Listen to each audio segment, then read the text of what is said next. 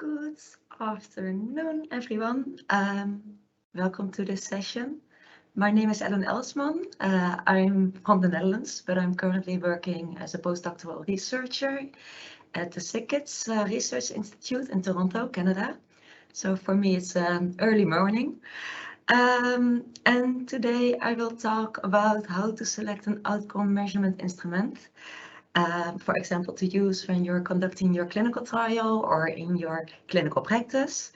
And during my presentation, I will also tell you something about the COSMIN initiative and mention their tools.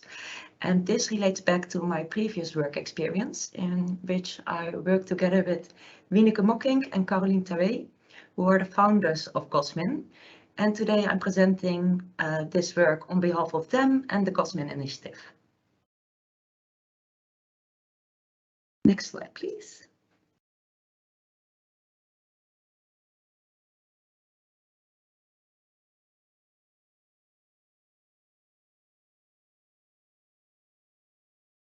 So yeah, this is the title of my presentation, how to select an outcome measurement instrument, the COSMIN methodology. Next slide. So first of all, what do we mean with outcomes and outcome measurement instruments? An outcome refers to what is being measured, and this can, for example, be depressive symptoms, walking speed, pain, blood pressure, cholesterol levels, etc.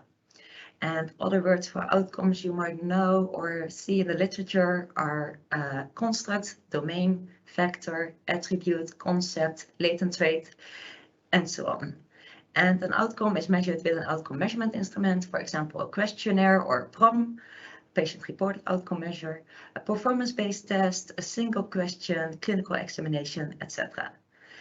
And selecting an outcome measurement instrument of good quality is important because otherwise you cannot trust the outcome you are measuring, or you might measure something completely differently than what you intend to measure. Next slide.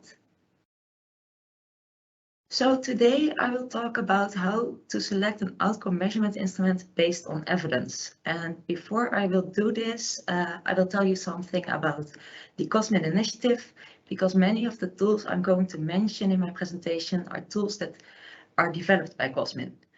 After that, I will tell in 3 steps how to select an instrument, which starts at defining what you want to measure. Then I will mention some of the tools that are available to find available instruments. And last, I will touch upon requirements that instruments need to fulfill. So how are people normally selecting their instruments? Maybe they are using the instruments they are always using, or instruments that are often used in the field they work in, or instruments that they have heard of. Next slide, please. So actually selecting an instrument based on evidence is not easy at all. And as you can see in this table, there are many instruments available, and it may be difficult to find them, but also to distinguish between them.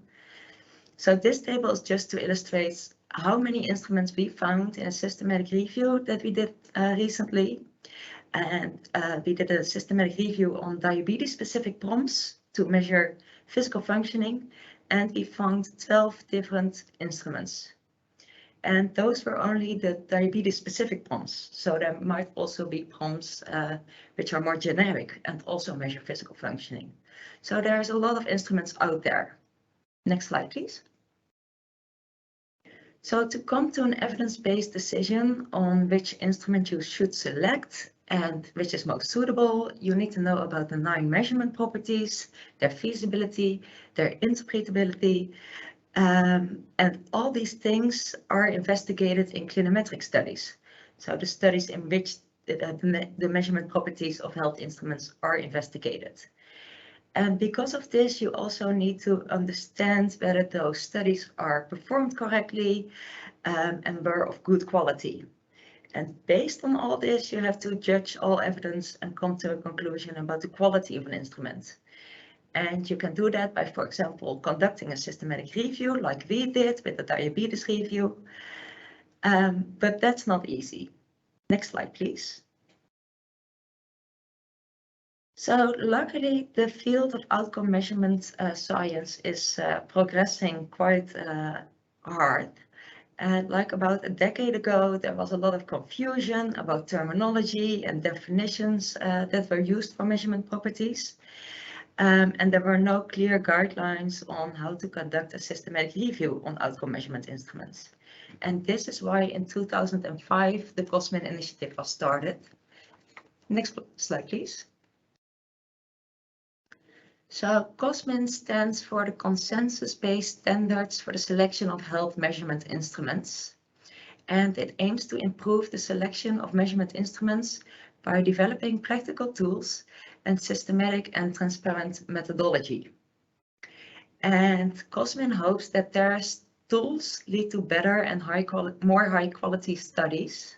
And in this case, studies refer to both the clinometric studies in which the outcome measurement instruments are evaluated, but also systematic reviews on outcome measurement instruments that should be of better quality, and also trials and other studies in which better instruments are being used.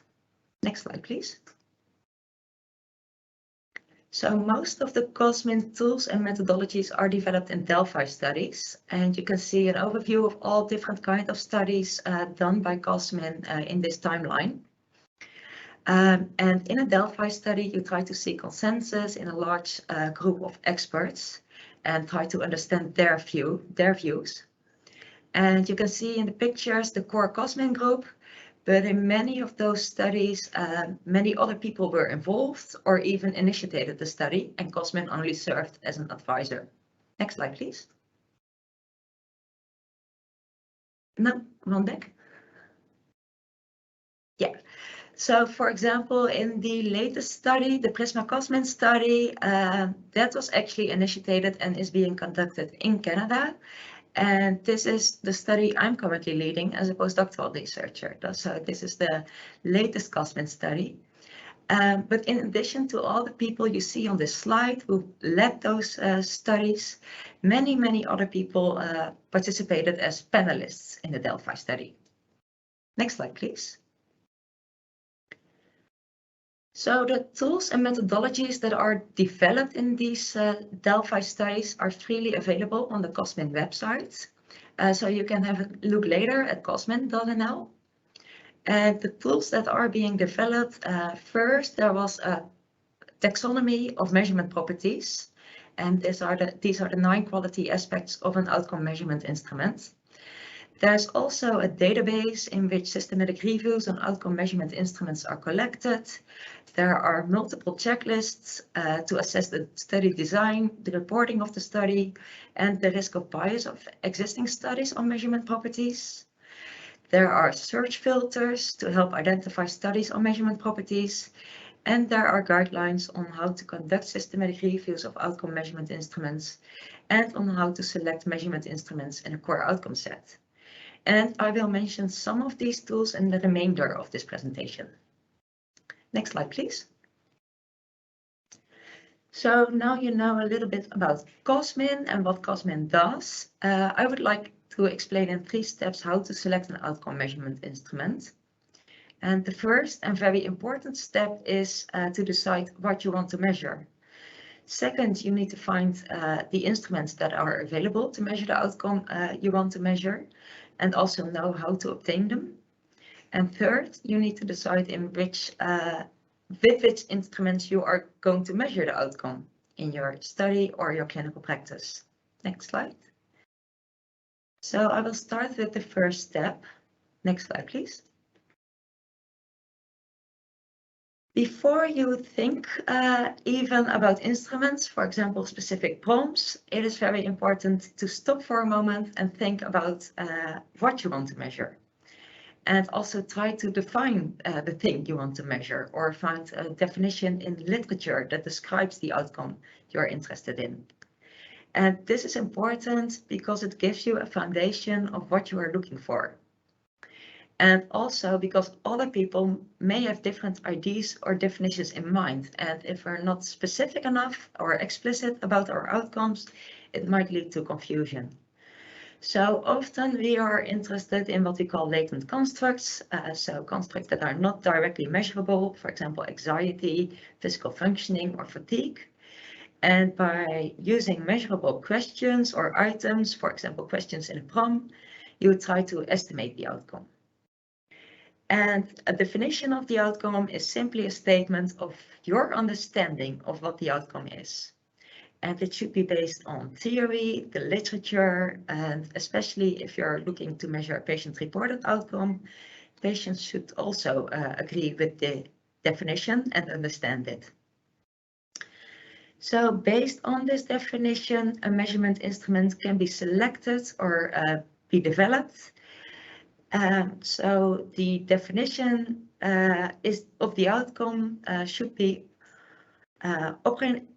operationalized into measurable items.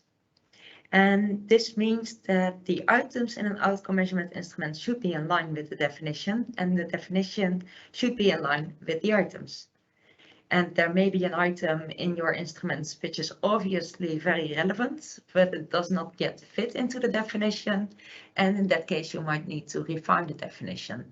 So this is really a circular process. Next slide, please. So, for example, if we want to define activity limitations, we might use the definition from the World Health Organization, which defines activity as the execution of a task or action by an individual, and activity limitations as difficulties an individual might have in executing those activities. Next slide, please. So, for example, if our target population is patients with osteoarthritis, and we want to know whether they experience any activity limitations with their hands, we might use the functional index for hand osteoarthritis as an instrument. And this is a rather old instrument, as you might notice from the kind of gender stereotypical questions on sewing and using a screwdriver in item 7. But here you can see that the items in this instrument are all focusing on activities you do with your hand, and the items are in line with the activity limitations definition as defined by the World Health Organization, because they all ask about difficulties. Next slide, please. So to define and understand these health outcomes, multiple conceptual frameworks exist, and they might be of use. And one of those conceptual frameworks is the Wilson and Cleary model. It starts on the left side with biological and physiological variables, which refers, for example, to the functioning of cells, organs, and organ systems. The next level is health symptoms, because impairments in biological or physiological variables might lead to symptoms like pain, fatigue, itching, redness, etc. And this could subsequently lead to a decreased functional status, such as physical status or psychological status. Then the next level in this model is general health perception, so how people value their health in general. And last, there's quality of life, and this is broader than health-related quality of life. And all these levels of health are influenced by individual characteristics and environmental characteristics. And using such a framework to define your outcome can be useful because it's important to measure different outcomes separately. So it's important to measure an outcome on one level.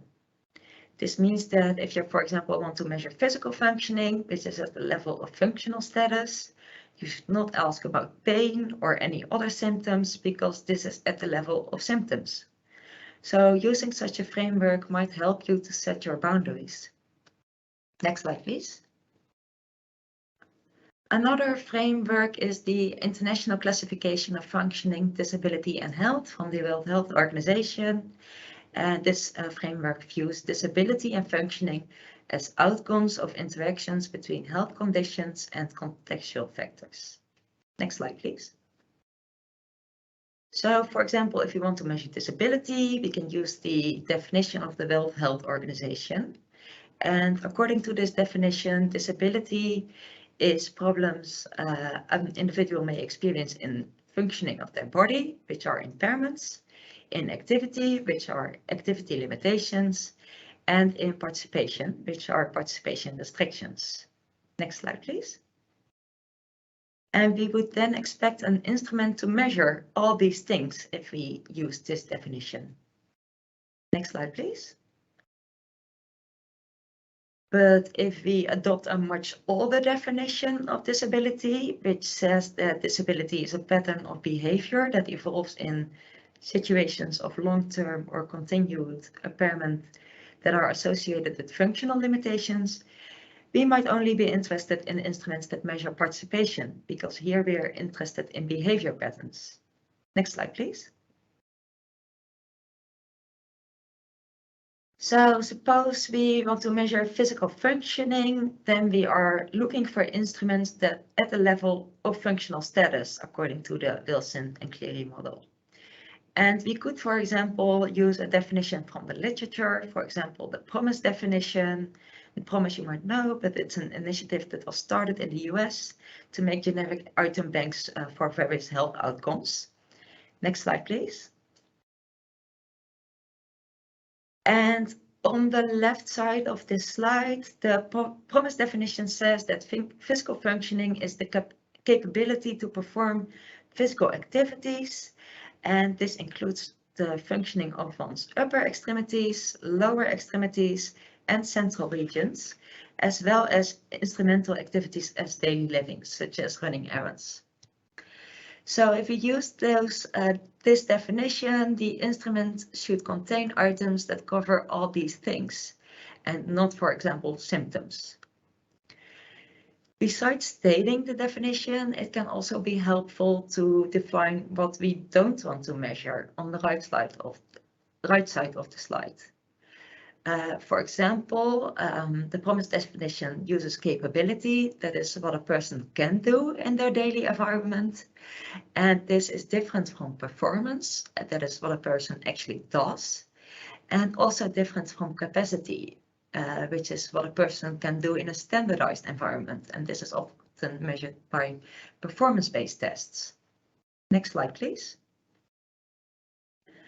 So in deciding what you want to measure, there is no right or wrong, and often multiple definitions exist. But to avoid confusion, it's very important to understand what exactly we want to measure. And also defining what we don't want to measure can be helpful. Next slide, please.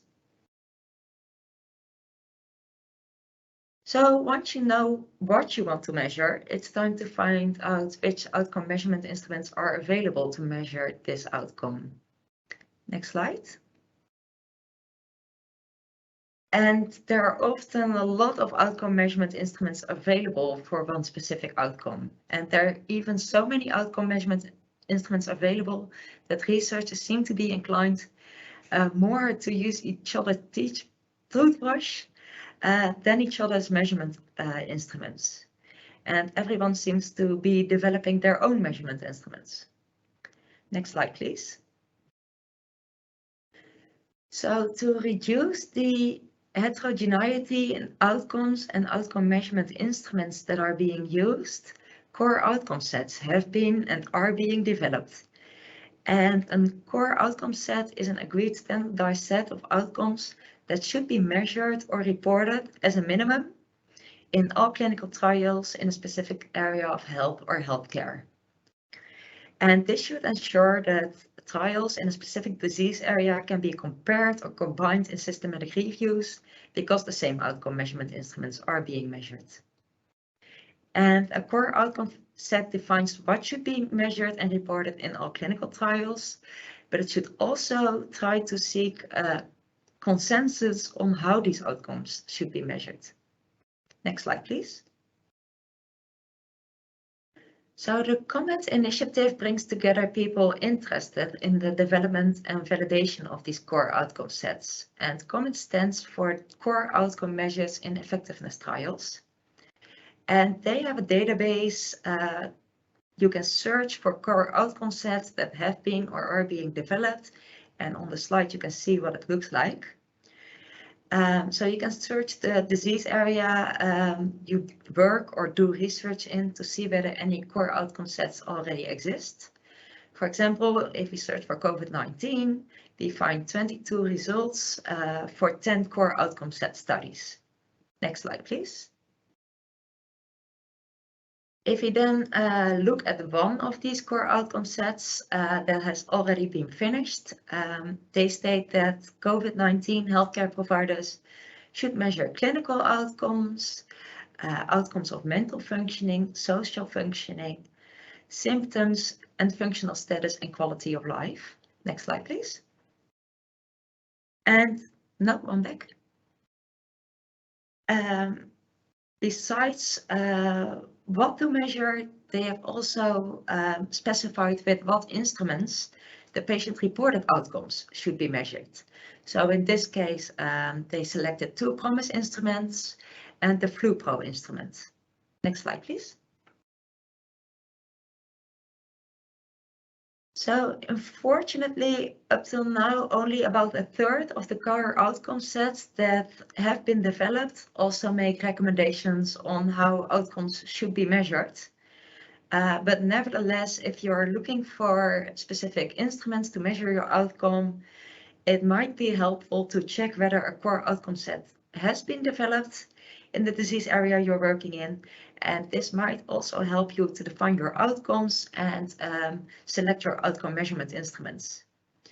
And if everyone would measure the same outcomes, those defined in a core outcome set, it will also be easier to compare trials, treatments, and care practices. Next slide, please. Another thing you can do if you search for outcome measurement instruments to measure your outcome is go to the COSMIN database of systematic reviews to see whether anyone has already done the hard work for you. And you can see an example of the database on this slide. So in this database, systematic reviews of outcome measurement instruments are collected. And you can search for specific levels of health in the database. For example, characteristics of the population or characteristics of the outcome measurement instrument. Next slide, please. So if we are looking for example, reviews that have evaluated instruments for cognitive or mental functioning in adults with diseases or conditions related to the circular system, as we did here, we find 26 results of systematic reviews that have already been conducted. And the COSMIN database is very frequently updated to also include the latest systematic reviews. Next slide, please. In the database, you can also look for a specific condition. For example, if you look for dry eyes, we see that 7 systematic reviews are in the database that have been conducted for dry eye instruments or symptoms. Next slide. Or if you already have an instrument in mind, for example, here the CESD, you can also look for that specific instrument to see whether there are systematic reviews that have included that instrument, and you can see what their judgment was on the quality of the instrument. So here we find 57 results of systematic reviews that have included the CESD. Next slide, please. Another source you can use if you already have an outcome measurement instrument in mind, but are looking, if you are looking for more information about the instrument, is the ProQuolit database. And this is an online database with information about instruments, and it's developed and maintained by the MAPI Research Trust. So, for example, if we look for the Roland Morris Disability Questionnaire, we get a description of the instrument, information about conditions for use, about available translations, and information about its measurement properties. Next slide, please. So, what if someone else has not done the hard work for you yet? And what if you cannot find a core outcome set that advises on which instruments to use, or there's no systematic review in the COSMIN database, or only an old one, or one that is not of very high quality, you could decide to do a systematic review yourself or update an existing one. And this is not a very easy task, and it takes quite a bit of time, but COSMIN has developed a guideline on how to conduct a systematic review of outcome measurements instruments. And first it was only aimed at PROMs, but later it has been adapted to also be useful for other types of instruments. And it's the most comprehensive and widely used guideline today to conduct this systematic reviews. Next slide, please. So the guideline for systematic reviews of PROMs consists of 10 steps, which and you see a schematic overview over in the slide. And according to the guideline, first you need to perform a literature search. Then the measurement properties of the included instruments are evaluated along with the methodological quality of the study. And last, you select a PROM based on the evidence of the measurement properties and also on feasibility and interpretability aspects. So the manual and the methodology are currently updated, and an online course on how to conduct these types of systematic reviews will be available next year. Next slide, please. So if you do not have time or resources to conduct a full systematic review, but you want to know what instruments are out there to measure your outcome, you can do, for example, a PubMed search. And COSMIN has developed a validated search filter to identify studies on measurement properties in the literature. And here you can see what the general recommendation of a PubMed search for instrument looks like. So you need to combine first search terms for the construct or outcome you want to measure, with second the search terms for the population, and the search terms for the type of instrument you are interested in. And you can then use the measurement properties filter developed by COSMIN. So you combine all those four and also use the exclusion filter that comes with the measurement property, and that would be your final search. Next slide, please. So if we use this search strategy to look for studies on measurement properties of PROMs that measure quality of life in persons with skin neoplasms, we find 559 articles in PubMed. And by scanning or going through these abstracts and these studies, you will at least know which outcome measurement instruments are out there to measure this outcome. Next slide, please. So a useful resource to find search terms for your outcome or your population is this website, and it's made by medical information specialists. And here you can search for the outcome or population you're interested in, and then get a comprehensive block with search terms for several databases you can use. So here you see, for example, a search block for quality of life. And there might be other instruments or other websites that do something similar, but this is the one I know of, and it's very useful. Next slide, please. So up till now, we have discussed that it's important to determine what you want to measure and also how you can find the instruments that are available to measure the outcome. And we also slightly touched upon how to obtain those instruments, for example, by searching the ProQuoLit database. So last, I will discuss how you can decide which instrument to use. Next slide, please. So before you start selecting your instruments, you have to make some choices. Next slide, please. For example, you need to go back to your conceptual model and your definitions to see whether the content of the instruments you have found are in line with what you want to measure. You also have to think about the why you want to measure your outcome, with what purpose. You have to consider your target population and whether you can burden them with certain instruments. For example, if you want to do physical tests. And you have to consider your own possibilities and limitations, for example, in terms of time or in resources. And finally, you have to consider the quality of the instruments you have found and what quality aspects the instruments need to fulfill. And I will touch upon some of these aspects right now. Next slide, please. So to select an instrument, you need to consider the instrument's feasibility, interpretability, and the quality of the instrument. Next slide, please. So feasibility refers to the ease of application of an outcome measurement instrument in its intended context of use. And you can think of how an instrument needs to be administered. Do people have to fill it out themselves or through an interview? Also the length of the instrument and the time it will cost to complete the instrument, the physical and mental ability a patient needs to complete the instrument. For example, will it be feasible for old persons if you let them do a walking test, or can children complete a questionnaire themselves? Is the instrument available, or do you need special permission to use it? Is it available in the correct language?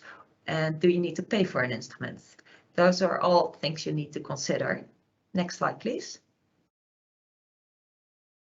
So with interpretability, we refer to the degree to which you can assign meaning to a score of an instrument or to a change in score. For example, if someone has a score of 60, what does that mean? Or if someone scores 10 points higher than the previous time, what does that mean? And to make scores interpretable, we need information on how scores are distributed in certain populations. And we can use information about floor and ceiling effects, which indicate the proportion of the population obtaining the minimum or maximum score. If we have normative or reference values in populations that are available, we can use those to compare the scores of our population with. And if there are MIC values, minimal important change values, that's also useful because they indicate the minimal change in scores on an instrument that is considered to be important by patients. Next slide, please. So besides the feasibility and interpretability aspects of an instrument, the quality of an instrument is also very important. And there are often many instruments that measure a certain outcome in a certain population, but not all of them have been sufficiently evaluated. And some might be of poor or unknown quality. And to evaluate the measurement properties of an outcome measurement instrument, we look at their measurement properties to evaluate the quality. So the measurement properties can be divided in 3 domains. The first one is validity. Does the instrument measure what you want to measure? The second is reliability. Do you get the same responses if you would measure the outcome repeatedly? And the third one is responsiveness. Is the instrument able to detect change in the outcome? And each measurement property can be assessed in a study, and each study then has its own purpose, design, and statistical methods. Next slide, please. So because there used to be a lot of confusion about terminology of measurement properties, one of the first projects the COSMIN initiative was to arrive at consensus about what the measurement properties are and how they can be structured and what their definitions are. So here you can see the taxonomy of the 9 measurement properties. And on the COSMIN website, you can also find a table with definitions for each of these measurement properties. Next slide, please. So in this picture, we see what we mean with validity and reliability if we would take multiple measurements which are represented by the dots. So in the upper left corner, your measure is both unreliable and invalid because you are missing the target and you're also not measuring consistently. In the upper right corner, your measures are unreliable but valid. And although we seldom hit the target, on average, we are getting the right answer for the group. But as you can see, not very well for the individuals.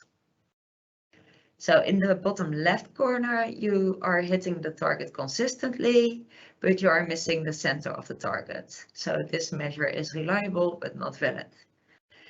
And then in the bottom right corner, you are consistently hitting the target of the center. So your measure is both reliable and valid. Next slide, please.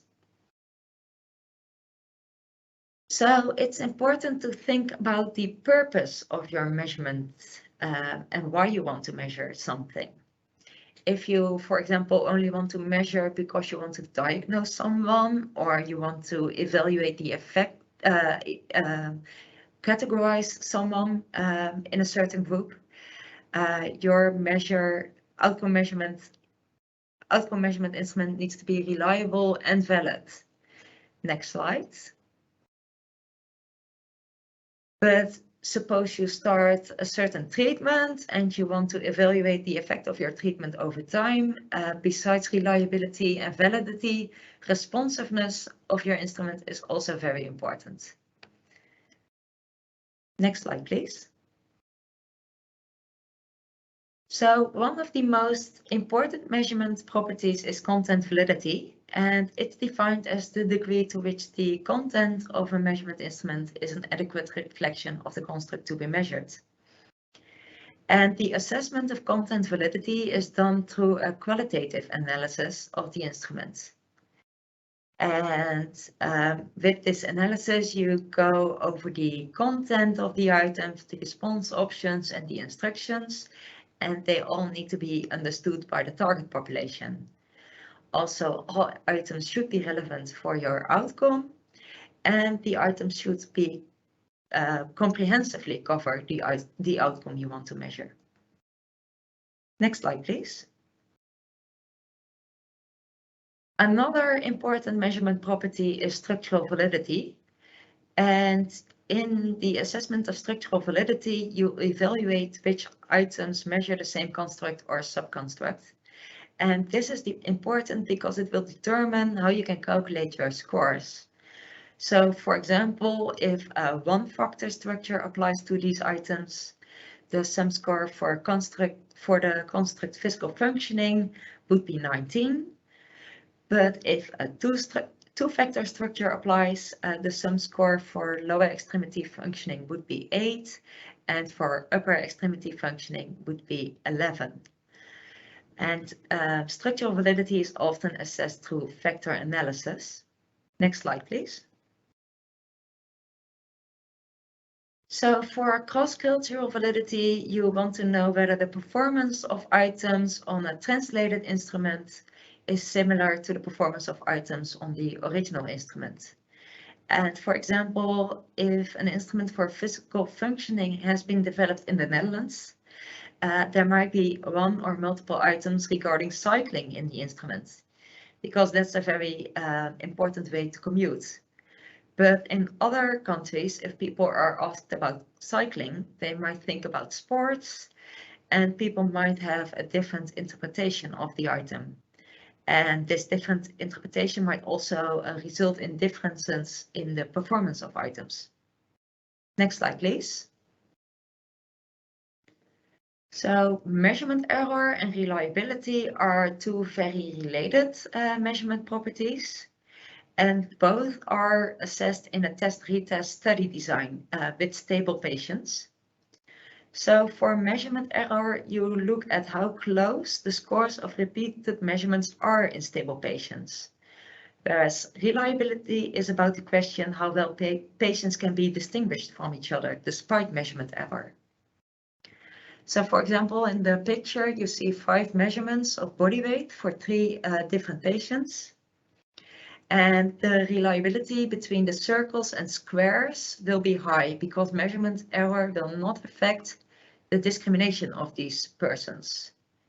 But if the values of the persons are close, as for the squares and the triangles, measurement error will affect the ability to discriminate between these persons, and your reliability will be substantially lower. So if you have a very homogeneous population, your reliability is often way lower. Next slide, please. So besides these measurement properties, there are also a number of other measurement properties, and because of the time, I won't go into detail for those. But depending on the purpose of your measurement, most of these measurement properties are all important. Next slide, please.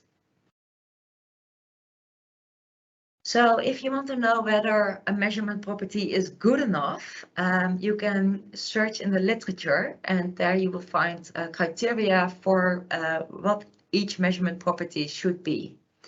And this is just a table to illustrate certain criteria for measurement properties. And you can find this table in the COSMIN guideline for systematic reviews, which you can find on the COSMIN website, but also in the references in this slide. And using these criteria on the measurement properties you find in the literature for the instruments might help you to determine whether the measurement properties of an outcome measurement instrument are sufficient or not. Next slide, please. So coming to the end of this presentation, we have talked about defining what you want to measure, for which you can use the definitions in the literature or conceptual framework. We have discussed tools to find outcome measurement instruments, for example, looking at core outcome sets, searching the COSMIN database for systematic reviews, or search the ProQuoted database to get more information about an instrument, or by conducting a PubMed search in which you can search, use the search filters for measurement properties and search blogs you can find online.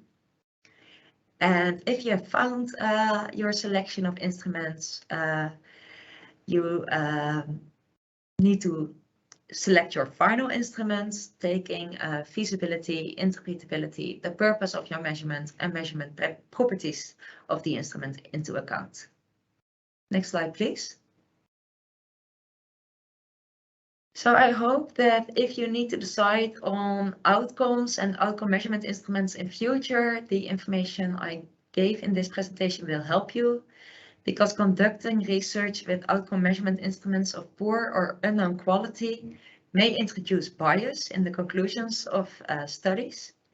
And it's also a waste of resources, and it's unethical because participants or patients contribute little or nothing to the body of evidence, but they still suffer from the burdens of your study. So thinking about your outcomes and selecting the most suitable outcome measurement instrument is very important. Next slide, please. So if after this presentation you feel like you want to learn more about outcome measurement instruments, measurement science, or systematic reviews of outcome measurement instruments, there are a number of courses and resources I would like to highlight. So for example, you can start by taking a look at the COSMIN website. And there's also this book, Measurement in Medicine. There's a course on clinometrics, which is organized by EPIDEM, and I think since the pandemic, this is also offered hybrid or online at least once or twice a year. And soon there will be an online course on how to conduct systematic reviews of outcome measurement instruments. And you can find all these courses and resources on the COSMIN website. So I would like to thank you for your attention, and I'm happy to answer any questions. I will switch to the Q&A.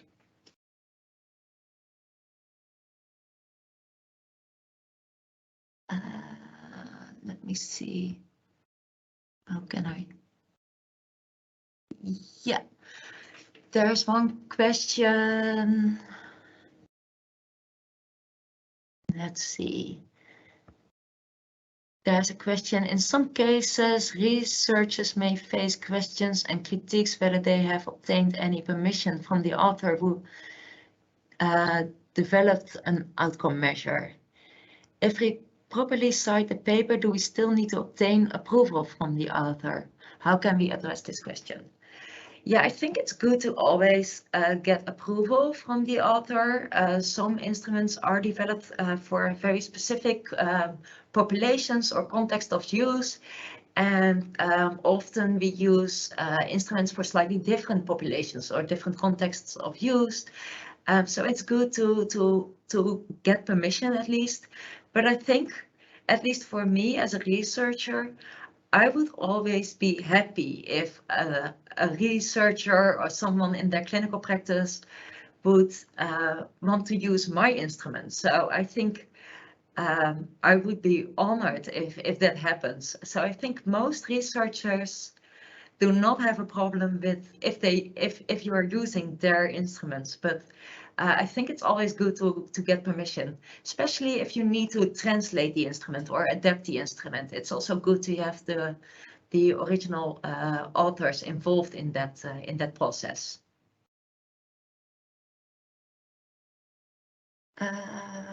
Are the COSMIN and ProQuoted database open access? There's another question. Yeah, they are. It's just a searchable database. So in the ProQuoted database, you can search for instruments, and there's also information in the ProQuoted database whether you need permission to use an instrument or whether it's freely available. And in the COSMIN database, there's only the studies on the systematic reviews on outcome measurement instruments. They're all being collected in the COSMIN database, so you can all find those. And then there's also a link to the paper with the systematic review. But it depends, of course, on the paper whether that's open access or not. But there's always a paper, so you can at least access the abstract. And then, yeah, it depends on your institution whether you have access or not, or whether the paper is published open access. But you can always search the COSMIN and ProQuoted database. Those are open for everyone.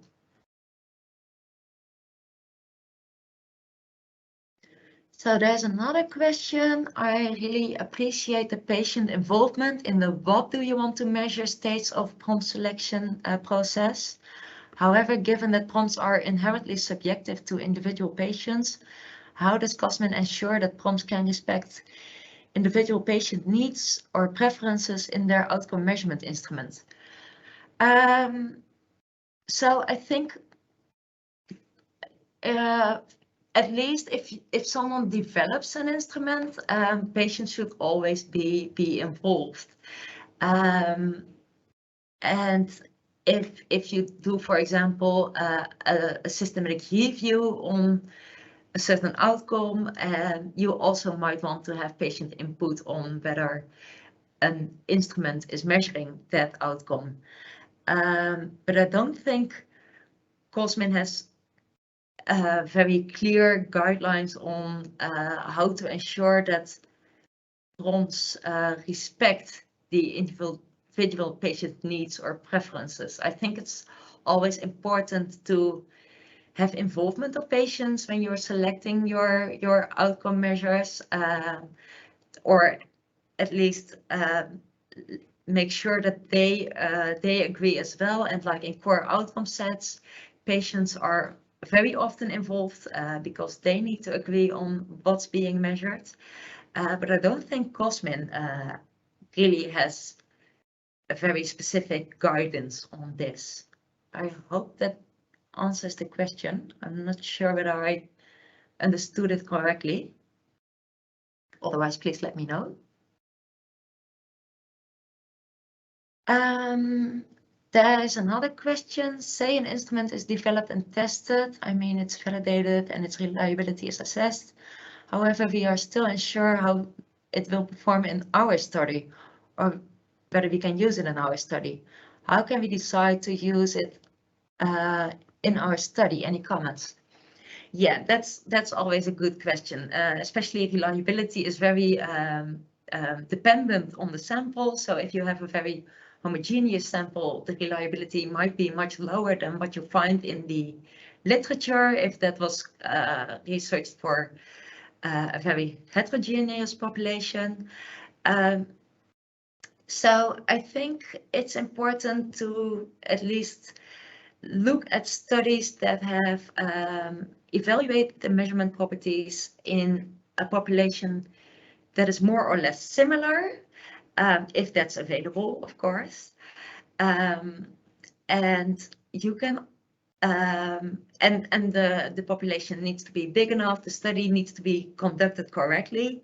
So there's lots of checklists on the COSMIN website with how you can assess whether the study has been done correctly.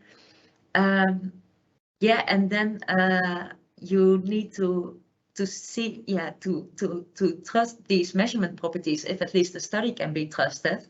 You can always do your own study on measurement properties. For example, if you administer the instrument to many people, you can confirm the measurement properties, but that's not always what we can do, right? Sometimes people are using the instruments just in the clinical practice, and they don't have the means or the knowledge to assess these measurement properties themselves. So I think it's good to look at the instrument, also see whether it's exactly measuring what you want to measure, whether it's in line with the definition you have, whether all instruments are or all items are relevant, whether they are being understood by the population you are measuring in. Sometimes it's necessary to make small adaptations, but like I said, it's always good to have permission from the authors. And then you ideally have to evaluate the measurement properties again if you would alter the measurement instrument a bit. So yeah, it's very the measurement properties are context specific, and they are dependent on the context. But if there's, for example, lots of translations on the instruments, and the instrument has been evaluated in many languages, and the same factor structure applies, then I think we can be quite certain that the factor structure that is found in all those studies is indeed the factor structure we're looking at.